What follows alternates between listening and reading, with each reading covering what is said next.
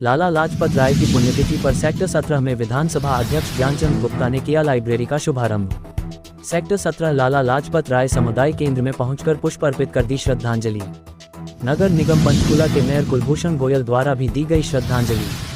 लाला लाजपत राय को पुष्प अर्पित करने के बाद लाइब्रेरी का किया शुभारंभ। ज्ञानचंद गुप्ता ने कहा, लाइब्रेरी में इतिहास, संस्कृति, समाज से जुड़ी किताबें को रखा गया है। कि उसके अंदर वो सारी पुस्तकें, वो सारी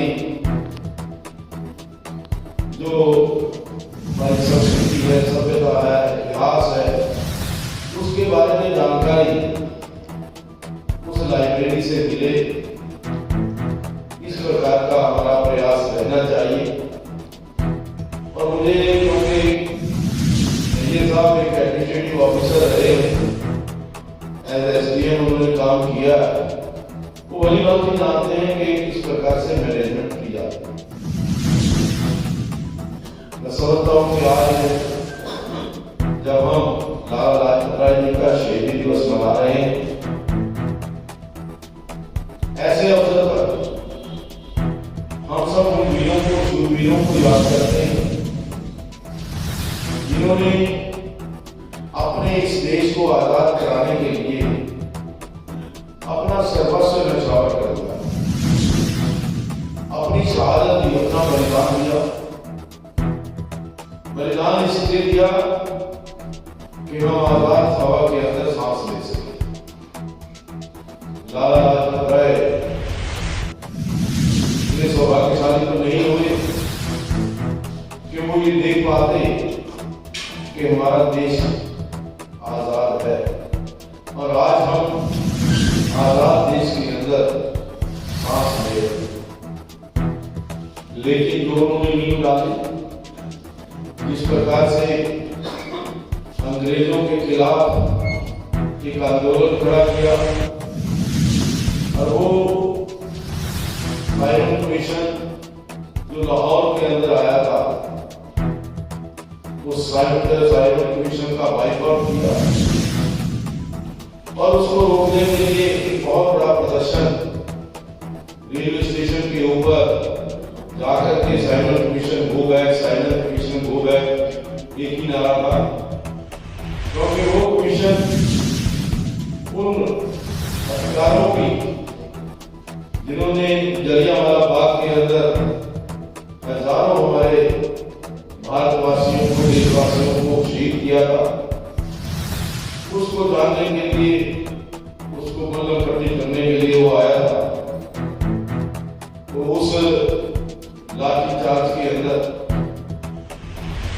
लाला लाजपत राय बहुत सारी लाठियां लगी, चोटें लगी, और कुछ ही दिनों के बाद जो वो थे 17 नवंबर को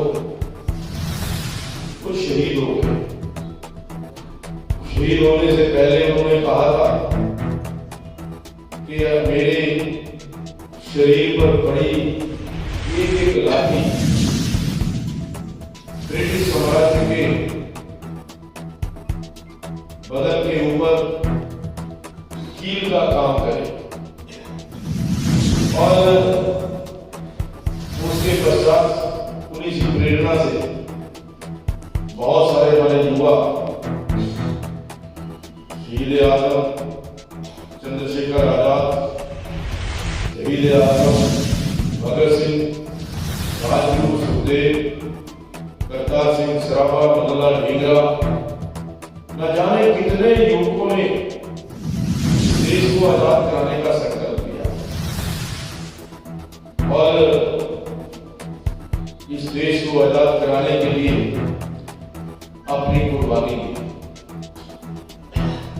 इस प्रकार से लाला लाजपत राय जी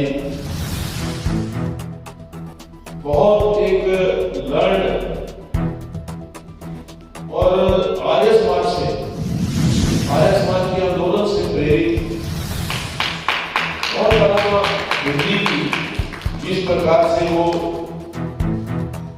हिंदी को लागू करने के लिए उनका विशेष प्रयास रहता था। और